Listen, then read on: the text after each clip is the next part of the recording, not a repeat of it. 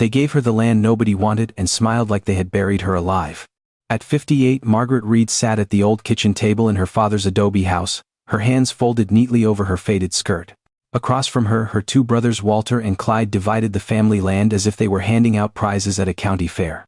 Walter took the flat field near the creek, the one with dark soil their father had watered and worked for more than 40 years.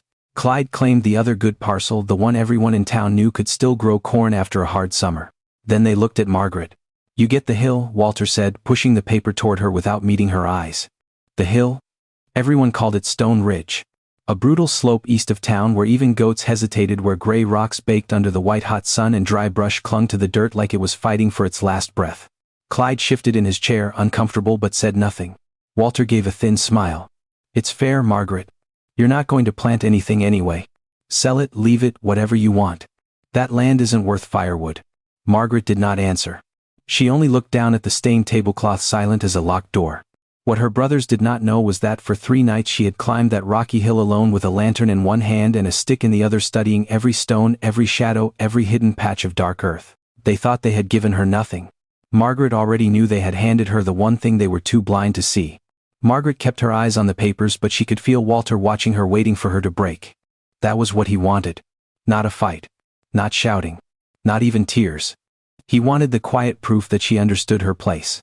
For years Walter had looked at Margaret the way men sometimes look at women who have survived too much, with a kind of tired pity that hides disrespect underneath.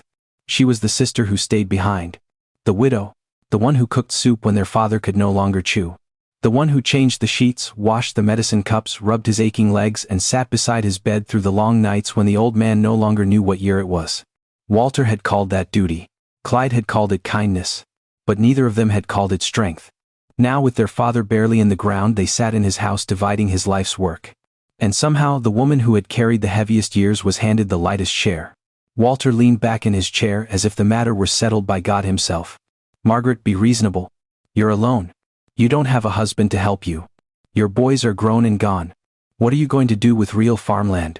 Clyde looked at the floor. Margaret heard the words he did not say. A woman her age could not plow. A widow could not bargain. A mother whose children had moved away could not build anything new. In their minds, her life was already behind her. She was supposed to take what they gave, nod politely, and disappear into the small, quiet corner they had chosen for her. Walter tapped one thick finger against the deed. "Stone Ridge is more than enough for you," he said. "Nobody expects you to farm it. Nobody would blame you for selling it cheap. Truth is, I don't know who would buy it." He laughed then. Not loud. Not cruel enough to sound like cruelty. But enough. Margaret looked up. For one moment the room changed. Walter's smile weakened. Clyde shifted again. Even the old walls seemed to hold their breath. Margaret did not raise her voice. She did not defend herself. She did not remind them that she had buried a husband, raised 2 children, and carried their father through his final winter, while they came by only when it was convenient. She simply folded the deed once, then again, and slipped it into the pocket of her worn dress. "I'll take the hill," she said. Walter blinked, surprised by how steady she sounded. Clyde opened his mouth, then closed it. Outside, the late afternoon sun burned against the dry yard. Beyond the house, the good field stretched green and soft toward the creek. Farther east, Stone Ridge waited under the heat, rough and silent, covered in rocks that no one wanted to touch. Her brothers saw punishment. Margaret saw a beginning. And as she stood from that table, small, gray-haired, and alone, she understood something they never had. Being underestimated was not always a curse. Sometimes it was a hiding place. Margaret stepped out of the old house with the folded deed resting against her side, warm in the pocket of her dress. Behind her, Walter was still talking. Something about taxes. Something about how she should not expect help. Something about how pride made poor people foolish. His voice followed her across the yard, flat and certain, the voice of a man who believed the world had already agreed with him. Margaret did not turn around. She had learned long ago that some people did not listen to words. They only listened to results. So she saved her breath. The afternoon sun hung low but fierce, pouring gold over the fields her brothers had claimed. The creek land looked soft from a distance, almost gentle. Green rose bent slightly in the breeze, and the dark soil broke clean beneath the plow. Walter and Clyde would sleep well that night, she knew. They would tell their wives they had handled things properly. They would say Margaret had accepted her share without trouble. Maybe they would even laugh again. Let them. Margaret walked past the last fence post, past the dry wash, past the mesquite tree where her father used to sit when his knees started to fail. From there, Stone Ridge rose in front of her, hard and gray under the open sky. To anyone else it looked dead. A slope of loose rock. scrub brush, dust, a place too stubborn to be useful and too ugly to be loved. But Margaret saw more. She saw the way the stones curved in broken lines across the hillside, not random, not completely. She saw where old hands had once placed them, where time and storms had pulled them loose but had not erased their purpose.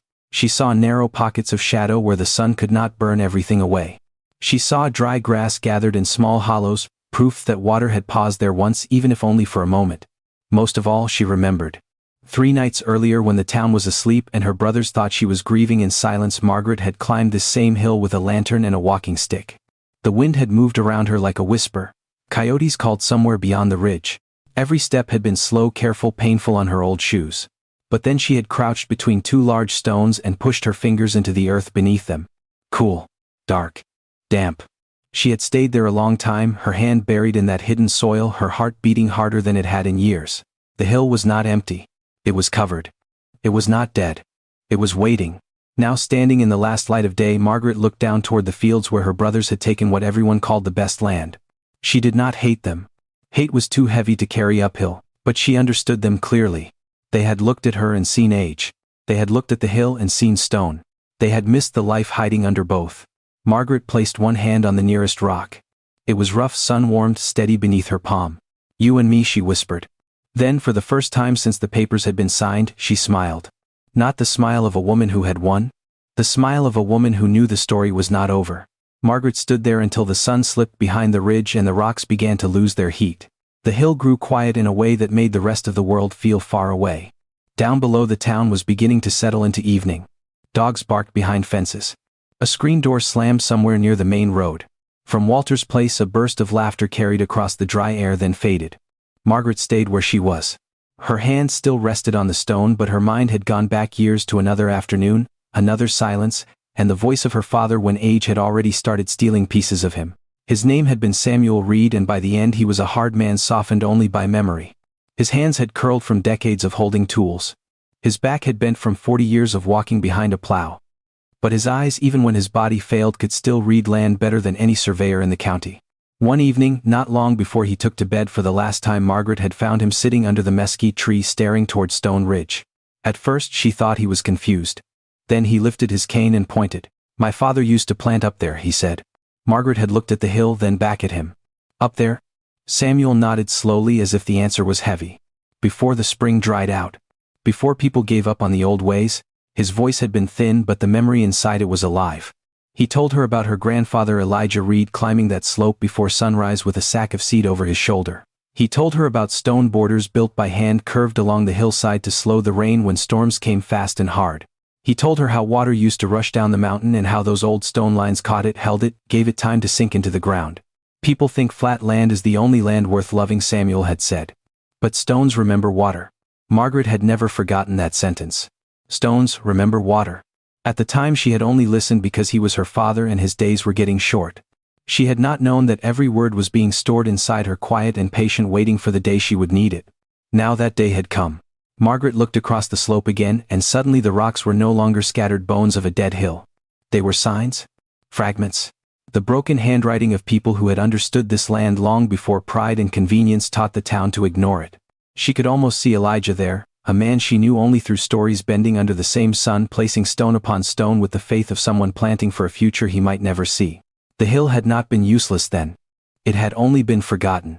Margaret breathed in the dry evening air and felt something steady rise inside her. Her brothers had taken the fields their father had watered for 40 years. But she had been given the hill her grandfather had once believed in. And for the first time she understood that this was not just land. It was an inheritance of memory hidden beneath stone. Before sunrise, Margaret was already awake. The house was still dark, the kind of dark that makes every small sound feel larger than it is.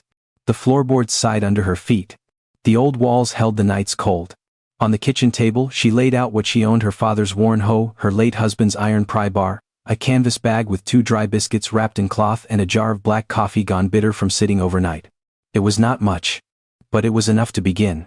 She tied her gray hair beneath a faded scarf, slipped the folded deed into the pocket of her work dress, and stepped outside.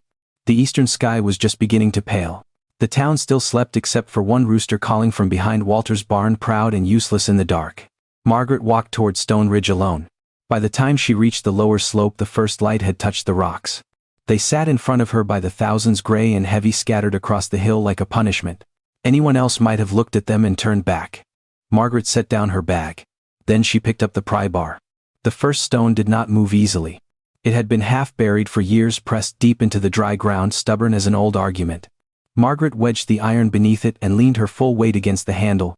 Her shoulders shook. Her breath came hard. For a moment nothing happened. Then the stone shifted. Only an inch. But it moved. Margaret stopped breathing through the pain in her arms and looked at that small gap in the earth as if she had opened a door. Then she pushed again. 1 stone became 2. 2 became 5. By mid-morning sweat ran down her temples and soaked the collar of her dress. Dust stuck to her hands, her sleeves, the lines of her face. She did not try to clear the whole hill. She knew better than that. Land did not change because someone attacked it. Land changed because someone listened. So she followed the curve of the slope. Just as her father had described, just as her grandfather must have done long before her, she placed the stones in a low line across the hillside, fitting one beside another, rough edge against rough edge.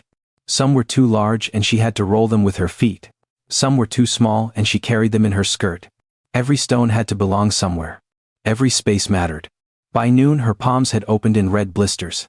Margaret sat beneath the thin shade of a twisted mesquite tree and ate one dry biscuit, slowly looking down at the green fields below. Walter and Clyde were already there with their equipment, calling to each other, working the soft land they believed had made them winners. Their voices drifted up the hill. So did their laughter. Margaret wiped sweat from her brow with the back of her wrist. Let them laugh, she whispered. The land doesn't laugh. It waits. When evening came, she had built only 30 feet of stone border. 30 feet against an entire hill. To anyone watching it would have looked like nothing. But Margaret stood over that short crooked line as the sunset burned red behind her, and she knew exactly what it was. It was the first stitch in a wound everyone else had left open. By the third morning the town had started talking. At first it was only a few whispers near the post office, the kind people trade when they have nothing better to hold in their mouths. Then it spread to the grocery counter, the church steps, the benches outside the feed store, until Margaret Reed and her Rocky Hill became the easiest joke in town. She's up there again, someone said. With that old pry bar? Poor woman must have lost her sense along with her husband. They laughed gently at first, as if pity could make cruelty polite. Margaret heard some of it. Not all. Enough. She heard it when she passed the square with dust on her skirt and dried blood darkening the cloth wrapped around her palms. She heard it when 2 men stopped talking as she walked by, then started again after she had passed, softer but not softer enough. She heard it in the way people looked at her work boots, her bent shoulders, the empty canvas bag hanging from one arm. But she kept walking. Each day, Stone Ridge took something from her body. Her back burned before noon. Her knees stiffened by afternoon. Her hands swelled so badly that at night she had to soak them in cool water before she could bend her fingers. Still, every morning before the sun climbed high, she returned to the hill, stone by stone, line by line, a little farther each day. One evening, as she came down the road with her tools over her shoulder, Mrs. Helen Brooks, the town midwife, stepped out from under the shade of the church porch and called her name. Margaret, she said, not unkindly, what in the world are you doing up there? Margaret stopped. Helen looked toward the hill, then back at her. Folks say you're building walls out of loose rock. Borders, Margaret said. Helen gave a short laugh. Borders for what? There's nothing up there but stone and brush. My land, Margaret answered. The words were simple, but they landed hard. Helen studied her for a moment and the smile faded only a little. Honey, you worked your whole life. You took care of your father when nobody else would. You don't have to prove anything now. Go live with your boys. Find a place near town. Leave that hill alone before it breaks you. Margaret adjusted the hoe on her shoulder. The kindness in Helen's voice was real, but so was the disbelief beneath it. Everyone wanted her safe, quiet, reasonable. Everyone wanted her to accept the small ending they had already written for her. She nodded once. Thank you, Helen. Then she walked on. That night, from her kitchen window, Margaret could see light spilling from Walter's barn. He and Clyde were gathered there with a few neighbors, drinking, talking loud, celebrating the season they believed was coming.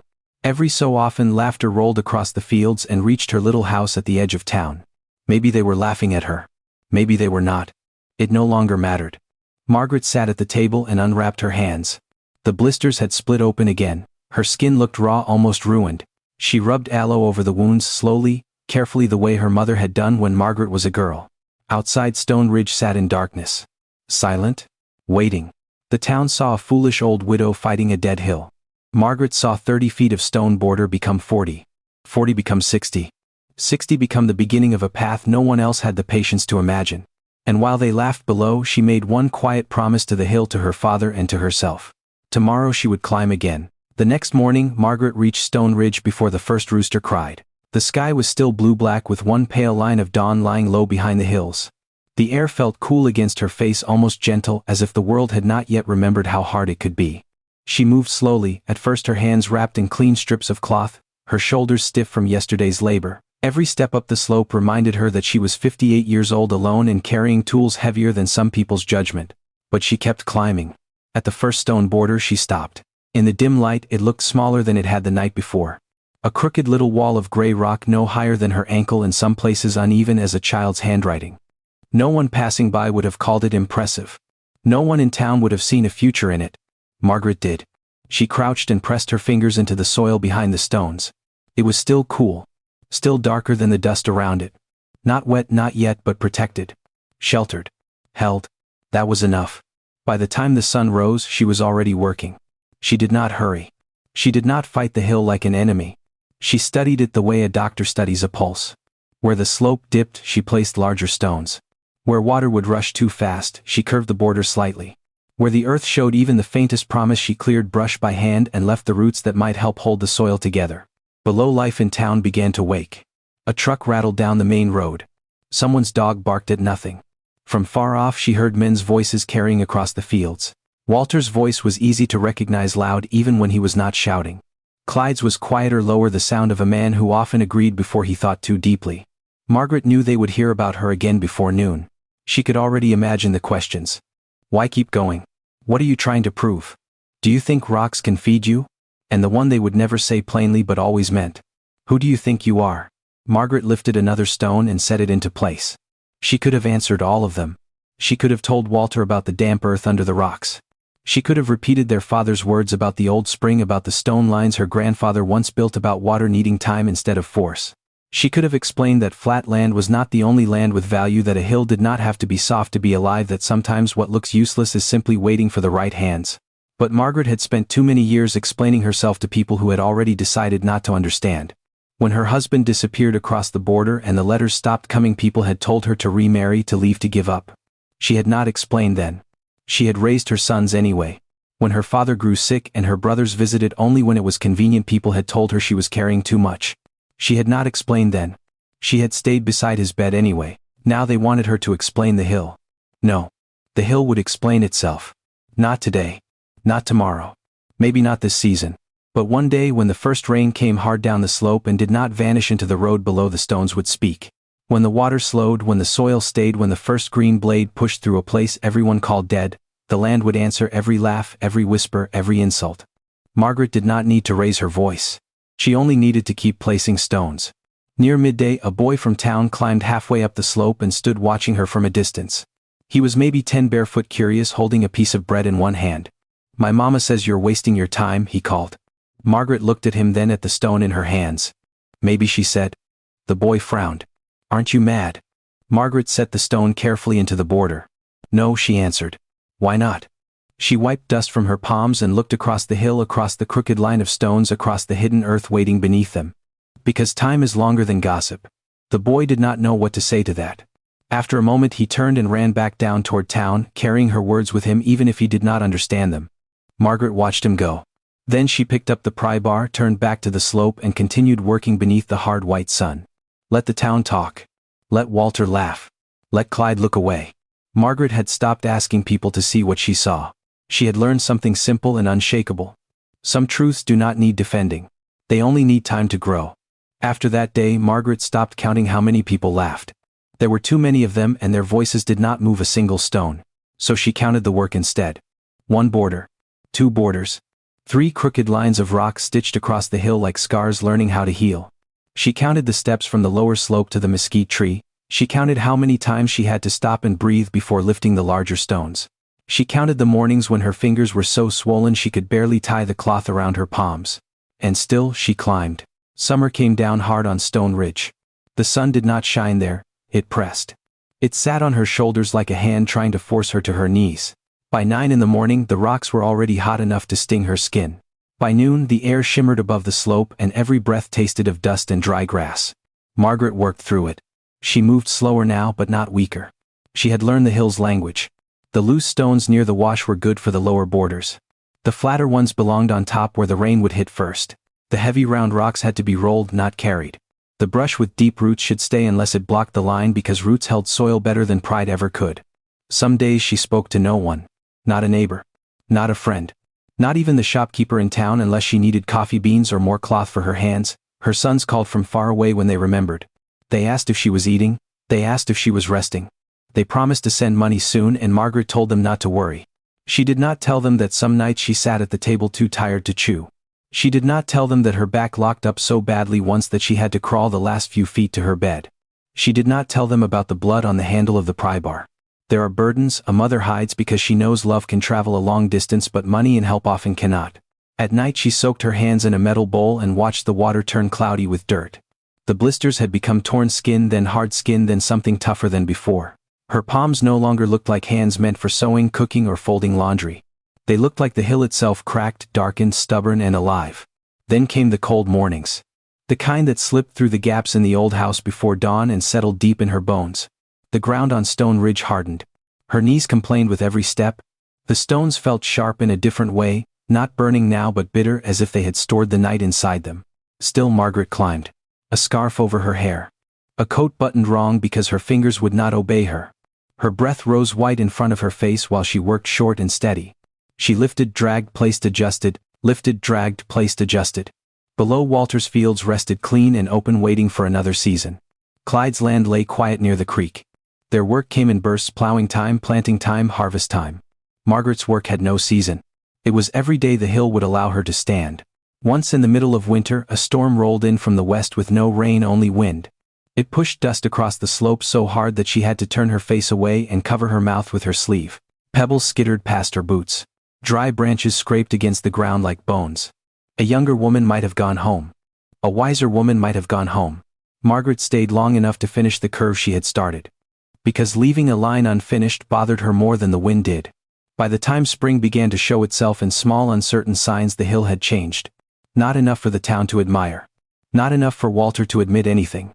But enough for Margaret to see it when she stood at the bottom and looked up. The stone borders crossed the slope now in patient arcs. They were rough, uneven, handmade, and honest. Each one had cost her sweat, some had cost skin.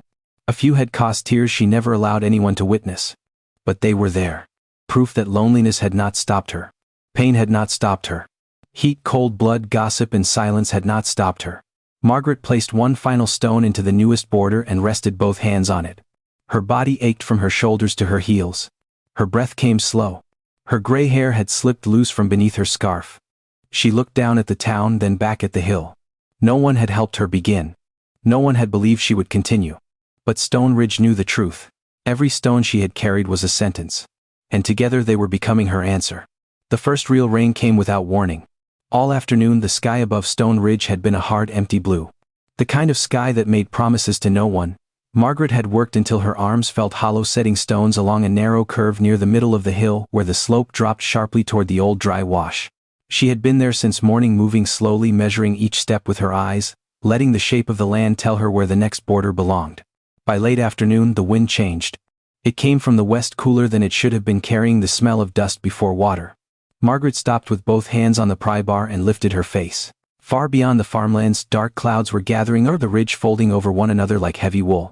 Down below, someone shouted from a field. Then another voice answered. Men began moving fast, covering tools, pulling animals toward shelter, hurrying as if rain were an inconvenience instead of a mercy. Margaret did not hurry. She stood on the hill and watched the clouds come. The first drops hit the rocks one at a time. Dark circles appeared on the gray stones, small and scattered. Then the sky opened. Rain slammed against the hillside. It did not fall gently.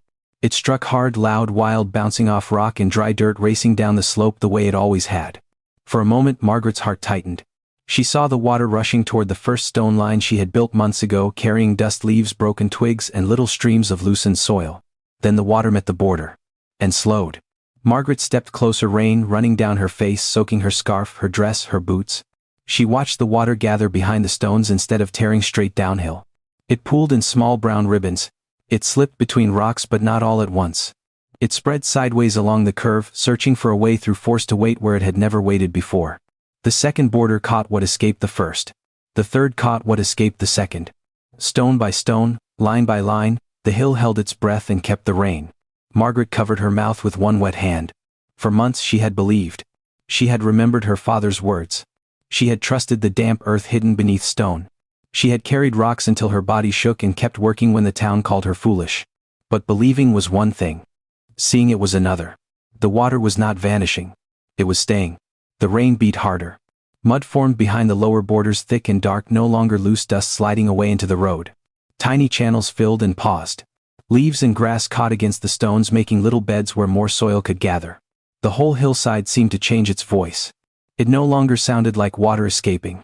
It sounded like water being welcomed home. Margaret laughed once. Not loudly. Not because anything was easy. It came out of her like a broken prayer. Below, the flat fields were shining under the storm. Walter's land drank what it could, but much of the rain ran across the surface toward the ditch. Clyde's parcel near the creek darkened quickly, soft and rich as ever. Those fields still looked better to anyone standing far away. But Margaret was not far away. She was on the hill. She saw what they could not. She saw the spaces behind her stone borders filling with life before anything had even sprouted. She saw soil settling where it used to wash away.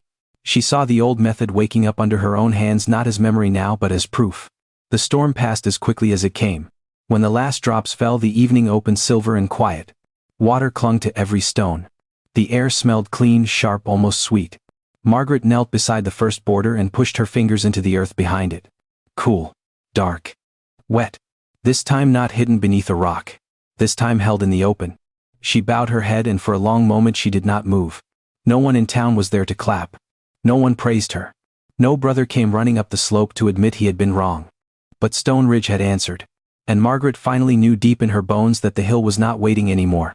It had begun. After the rain, the town praised the sky for 3 days. Men stood outside the feed store with their thumbs hooked into their belts, talking about how good the season might be. Women hung laundry in the bright air and said the storm had come just in time. Walter walked through his flat field with the satisfaction of a man who believed nature itself had agreed with him. Clyde smiled more than usual. The soil near the creek was dark, soft and shining. Everyone thought the worst was over. Margaret knew better. One rain did not make a harvest. One answer from the hill did not mean the world would stop testing her. So while her brothers relaxed into their confidence, she kept working. The morning after the storm, she climbed Stone Ridge and saw what the water had left behind. Soil had gathered against the stone borders in small dark beds. Seeds from wild grass had settled there. Broken leaves and bits of brush had caught between rocks, softening the harsh lines of the hill. In places where dust had ruled for years, the ground now held the shape of moisture. Margaret knelt and touched it with 2 fingers. Then she planted. Not corn. Not yet. She was too wise for that. Corn wanted too much from the land too soon. Instead, she began with what belonged there. Nopal pads she had saved from an old fence line. Young maguey shoots taken carefully from the edge of her father's yard. Plants that understood thirst. Plants that did not need pampering. Plants that could grip the earth with patience and survive where prettier crops would quit. She tucked them behind the stone borders, one by one, pressing the roots into the softened soil. Hold on, she whispered to each one. Then the dry weeks came. At first, no one worried. Summers were always hard. People in town were used to watching the sky, used to waiting, used to saying rain would come next week, as if saying it could pull clouds across the horizon. But next week came empty. Then another. The creek thinned until stones showed through its shallow bends. The grass along the road turned the color of old straw. Dust lifted behind every truck and hung in the air long after the engine had gone. The sun grew white and merciless, burning from morning until evening without a cloud to soften it. Walter's field began to curl. The first signs were small. Corn leaves folding inward like hands in prayer. Young stalks losing their green at the edges. Soil cracking between the rows. Walter walked the land every evening, kicking at the dirt, staring toward the sky with irritation that slowly became fear. Clyde's field near the creek held on a little longer. Then it too began to fail. The rich black soil that had made everyone jealous hardened under the heat. Plants yellowed from the bottom up. The creek that had always given just enough now gave almost nothing. Men who had laughed at Stone Ridge stopped laughing so easily. Their conversations grew shorter. Their faces grew tight. At the feed store, talk of a good season turned into talk of lost debt and what could be sold if the harvest did not come. Margaret heard all of it. Then she climbed her hill. Stone Ridge looked harsh from below, as it always had. Gray rock. Dry brush. A slope no one had wanted. But when Margaret reached the first terrace, she stopped and felt her throat tighten. The nopals were still green. Not lush. Not soft. Not beautiful in the way people expected life to be beautiful, but alive. Their flat pads stood firm under the sun, storing water inside themselves like quiet secrets. The maguey shoots had opened slowly, their thick leaves blue-green against the brown earth, sharp at the tips, stubborn at the roots. Around them, the soil behind the stone borders was dry on top, but when Margaret pushed her fingers beneath the surface, she felt it. Coolness. Not much. Enough. The stones had done what she asked of them. They had shaded the soil, slowed the rain, held the little water the sky had given, protected the roots from the worst of the heat. Margaret sat down on a rock and looked across the valley. Below, the good land was suffering. Above it, the rejected hill was breathing. She did not celebrate. She knew hunger was not a thing to enjoy, even when it came to people who had mocked her. She thought of Walter standing in his failing field. She thought of Clyde, quiet and ashamed before he even knew why. She thought of their father, who had loved all that land, flat and rocky alike. But deep inside her, something settled. Not pride. Not revenge. A steadier thing. Proof. The world had called Stone Ridge useless because it did not know how to ask anything from it. Her brothers had called Margaret weak because they had never understood the strength of a woman who keeps going when no one claps, no one helps, and no one believes. The drought stripped away every easy opinion. And there, under the cruel summer sun, the hill they had thrown away began to show the truth. What survives is not always what looks strongest. Sometimes it is what learned long ago how to endure. Walter saw it before he admitted he saw it. That was the kind of man he was. A man could stand in front of a burning barn and still say he smelled nothing if pride had tied his tongue tight enough. For days he had avoided looking toward Stone Ridge. He kept his eyes on his own field as if attention could save it. Each morning, he walked the rows with his hat low over his brow, bending now and then to touch the leaves, snapping dry soil between his fingers, pretending the damage was not as bad as it looked. But it was bad. The corn had stopped reaching upward. The leaves curled in on themselves, thin and tired, whispering against one another when the hot wind moved through them. The earth had cracked in long, jagged lines, as if the field itself were opening its mouth to ask for water that would not come. Clyde's parcel by the creek looked only a little better. He had always been the quieter brother, but the drought had made him quieter still. He came to the fence every evening, leaned both arms on the top rail, and stared across his land without speaking. Sometimes Walter called out to him. Sometimes Clyde answered. Mostly they let the silence do what neither of them wanted to do. Tell the truth. Then one late afternoon, Walter climbed the lower road to check the old boundary markers near the eastern edge of his field. That was the excuse he gave himself. Boundary markers. Fence lines, practical business, nothing more. But when he reached the bend in the road, his steps slowed. Stone Ridge rose above him in the heat, gray and rough as ever. And yet something was different. At first, Walter thought the sun was playing tricks on him. A flash of green where there should have been only dust. He squinted, lifted one hand to shade his eyes, and looked again. There were plants up there. Not many. Not enough to call a crop by ordinary standards. But enough. Nopal pads stood firm behind the low stone borders Margaret had built. Maggie leaves spread outward in sharp blue-green points. Small patches of grass had gathered where the terraces held soil. The lines of stone curved across the slope like quiet hands holding the hill together. Walter's mouth went dry. He looked back at his own field, then up again. The good land was failing. Margaret's hill was alive. For a moment anger rose in him so quickly it felt almost like fear. It should not have worked. That was the first thought. Not for her. Not on that land. Not after everyone had agreed it was worthless. He had given her the hill because it was supposed to mean nothing. A polite cruelty. A final proof that the family order remained exactly where he wanted it. But now the hill was arguing back. Walter stepped off the road and climbed a few yards up the slope. The heat pushed against him. Loose stones rolled beneath his boots. He caught himself on a rock and cursed under his breath. How had she done this every day? That question irritated him more than the climb. He reached the first stone border and stopped. Up close the work looked rough but careful. No fancy tools. No hired men. No machine tracks. Just hand-placed stones fitted together by patience and pain. He noticed the soil behind them darker than the ground below.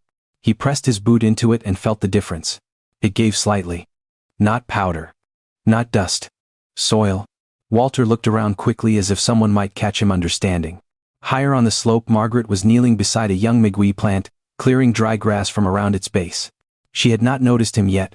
Her scarf was faded from sun. Her sleeves were rolled to the elbow. Her hands wrapped in cloth moved slowly but surely. She looked smaller than the hill. And somehow larger than everything below it. Walter felt something twist in his chest. He remembered the day at the table. The deed pushed toward her. His own voice saying, "You won't plant anything anyway." He remembered Clyde staring at the floor. He remembered Margaret folding the paper calm as a woman accepting a secret gift. Had she known then? The thought made him uneasy. Margaret finally looked down and saw him. Neither of them spoke. The hot wind moved across the slope, rattling the dry brush. Somewhere, far below, a dog barked once and stopped. Walter wanted to say something sharp, something that would put the world back in its proper place. He wanted to call the plants lucky. He wanted to say one dry season proved nothing. He wanted to remind her that his land was still better, that everyone knew it, that a few cactus pads on a rocky hill did not make her wiser than him. But the words would not come. Because the proof was standing between them. Green, stubborn, and alive. Margaret wiped her hands on her skirt and rose slowly. Walter looked away first. That was when she knew he had seen it. Not just the plants. Not just the terraces. He had seen his mistake. And for a proud man, that was harder to face than drought. The man arrived on a Tuesday morning in a white county truck. Nobody in town knew him at first. That alone was enough to pull faces toward windows. In a place where every engine sound had a name attached to it, a strange truck moving slowly past the square felt like news before anything even happened. He stopped first at the feed store and asked for Stone Ridge. The men inside looked at one another. Stone Ridge, one of them said, almost smiling. What business do you have up there? The man took off his sunglasses and folded them neatly into the pocket of his shirt. He was in his early 40s with sun-browned skin, clean boots, and a clipboard tucked under one arm. His name was Daniel Mercer, an agricultural specialist from the county office. He had been driving through the valley after hearing about an old hillside being rebuilt by hand. Someone told me there are stone terraces up there, he said. That made the room quiet for half a second. Then came the laugh. Not loud. Not like before. Smaller now, less certain. You mean Margaret Reed's rock pile, another man said. Daniel did not laugh with them. He only asked again. Which road? By then, Walter had stepped inside for a bag of seed he no longer trusted the weather enough to use. He heard his sister's name, heard the change in the room, and felt the old discomfort settle under his ribs. He pretended to study the price sheet hanging by the counter, but he listened to every word. The clerk pointed east. Follow the dry wash till the road bends. You'll see the hill, can't miss it. Daniel thanked him and left. Walter waited only a minute before following. He told himself he was going home. He told himself the county man had nothing to do with him. But his truck turned east all the same. When Daniel reached Stone Ridge, Margaret was halfway up the slope, kneeling beside a row of nopal, loosening the soil with the tip of a small hand tool. She heard the truck door close but did not turn immediately. People came to look now and then. Most stood at the bottom, stared for a while, then went back to town carrying their opinions like empty buckets. But this man did not stay at the bottom. He climbed. Slowly, carefully. Not because he was weak, but because he was looking. That was the first thing Margaret noticed. He was not looking at her like a curiosity. He was looking at the hill like it was speaking, and he had come to listen. Mrs. Reed, he called. Margaret stood brushing dirt from her skirt. That's me. Daniel removed his hat. My name is Daniel Mercer. I work with the county agriculture office. I hope you don't mind me coming up here. Margaret's eyes moved from his clipboard to his boots, then back to his face. Depends what you came to say. He smiled a little. Mostly I came to see. That answer earned him nothing more than a nod, but it was enough. For the next hour, Daniel walked the terraces. He crouched beside the stone borders. He touched the soil behind them. He followed the curve of each line with his eyes, then looked down at the failing fields below. He did not rush. He did not interrupt the hill with easy judgments. Finally, he stood beside one of the older borders and looked at Margaret with something close to wonder. Did someone teach you this? My father remembered it, she said. My grandfather worked this hill before the spring dried. Daniel looked back at the stones. This is contour work. Water slowing. Soil catching. Shade protection. You're rebuilding a system people pay consultants to design now? Margaret blinked. Behind a mesquite near the road, Walter stood still, half hidden, hearing every word. Daniel crouched again and pressed his hand into the earth. This shouldn't be called useless land, he said quietly. Not with this kind of work on it. Margaret did not answer right away. For months the town had called her foolish. Her brothers had called the hill worthless. Even kind people had told her to stop before the work broke her. Now a stranger stood on that same slope and saw not madness but knowledge. Her throat tightened, but she swallowed the feeling down. She had not built the hill for praise. Praise was light. Stones were heavy. She trusted heavy things more. Daniel turned to her. Mrs. Reed, families around here need to see this. Margaret looked down at the valley, at Walter's truck parked crooked by the road, at the fields cracking under a sky that still refused rain. Then she looked back at the stone lines running across the hill like old wisdom made visible again. They can come, she said. Her voice was calm. But in the distance Walter lowered his head. Because the county man had seen what he had tried so hard not to see. Margaret had not just saved a hill, she had remembered a way to survive. By the next week, Stone Ridge was no longer just Margaret Reed's hill. It became a question people could not stop asking. At first they came quietly. One man at sunrise pretending he was only passing by.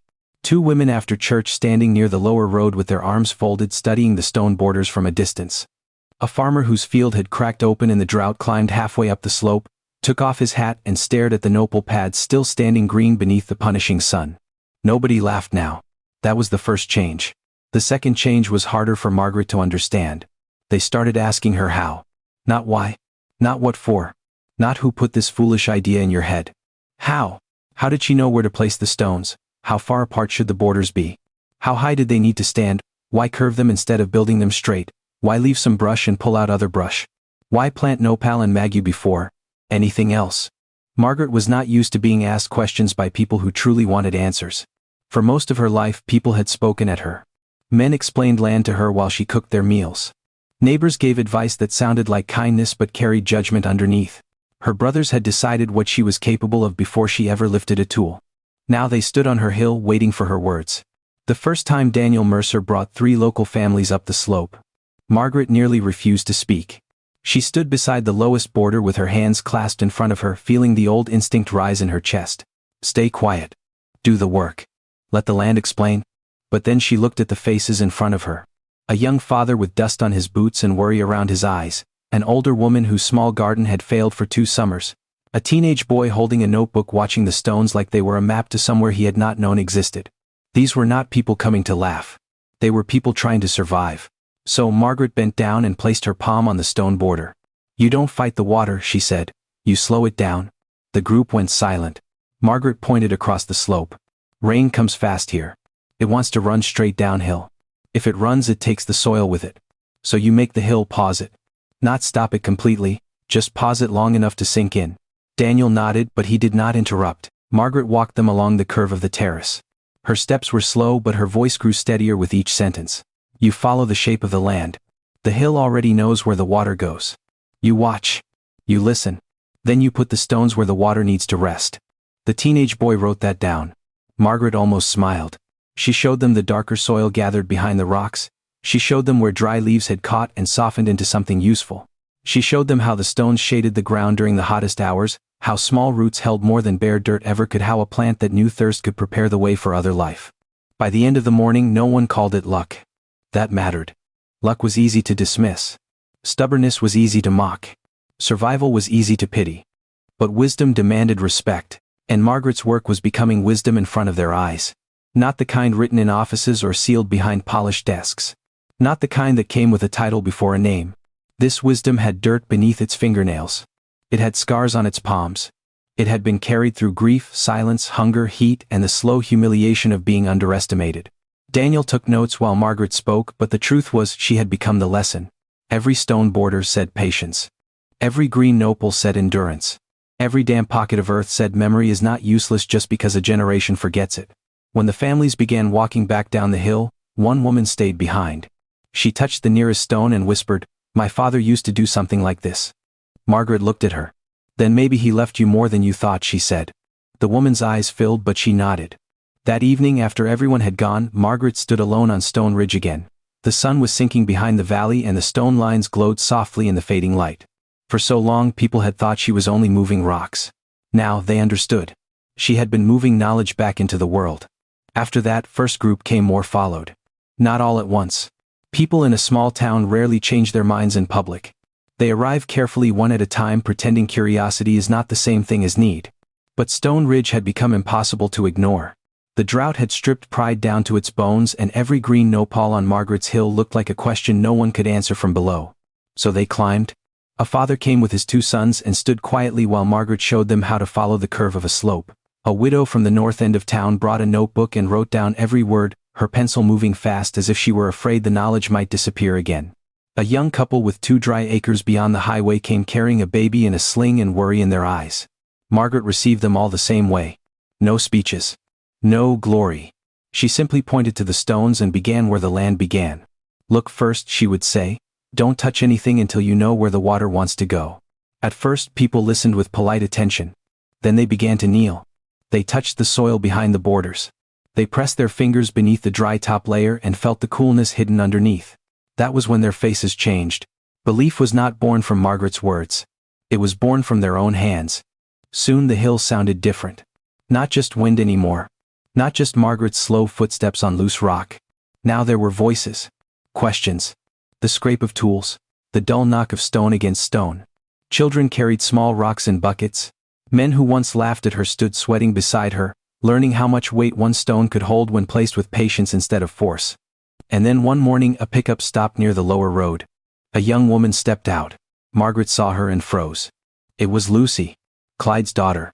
She was 23, now taller than Margaret remembered, with her hair tied back and her sleeves rolled up like she had come prepared for work. As a child, Lucy had followed Margaret around the kitchen during family gatherings, asking too many questions and sneaking pieces of warm bread before supper. But after she grew older, distance settled between the families, the way dust settles on furniture no one wants to clean. Now she stood at the bottom of Stone Ridge looking up. Margaret wiped her hands on her skirt. "Does your father know you're here?" Lucy gave a small nervous smile. "He knows I left the house." That was not an answer, and they both knew it. For a moment, neither woman spoke. The morning light stretched across the slope. Behind them, several families were already working on the lower terraces, placing stones under Daniel Mercer's quiet guidance. Lucy looked at the nearest border. "I want to learn." Margaret studied her face. There was no mockery there. No pity. No family pride dressed up as concern. Only something Margaret had not expected to see from anyone who shared her brother's blood. Respect. So she handed Lucy a pair of work gloves.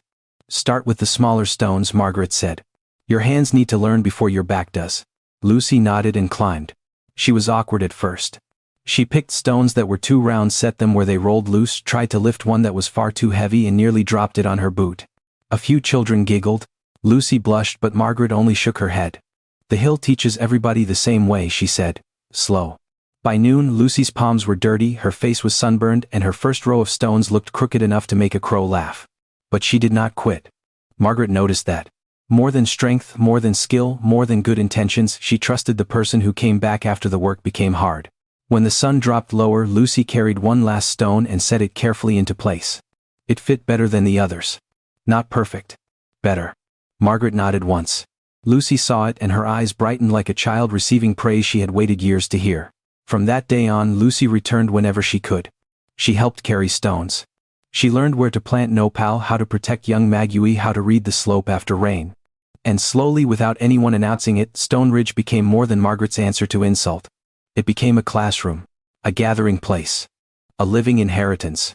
The hill her brothers had thrown away was now teaching the town how to endure. And Margaret, once laughed at for working alone, no longer climbed it by herself. Years passed, but Stone Ridge was never called worthless again. Where people once saw only rock and punishment, they now saw green rows of nopal, strong maguey plants, and stone borders glowing under the sun like the bones of something ancient brought back to life. Families who had laughed at Margaret now brought their children to learn from her. Men who once shook their heads now bent their backs beside her. Even Walter and Clyde could no longer look at that hill without seeing the truth they had tried so hard to bury. They had given Margaret what they thought was useless. But they had also given her space to become unforgettable. One evening, Margaret stood beside Lucy near the highest terrace. The valley below was golden, quiet, and changed. Lucy touched one of the stones and whispered, "Aunt Margaret, did you know it would become this?" Margaret looked at the hill, then smiled softly. "No," she said. "I only knew it deserved a chance." And maybe that is the lesson. Never let people decide your worth by what they fail to see. Some dreams look like rocks at first. Some blessings arrive wrapped in insult. Some people will laugh because they cannot imagine life growing in hard places. But patience sees deeper than pride. So if this story touched your heart, tell us in the comments, have you ever been underestimated only to prove them wrong with time? And if you believe every forgotten person and every forgotten dream still deserves a chance, subscribe to the channel and stay with us for the next story.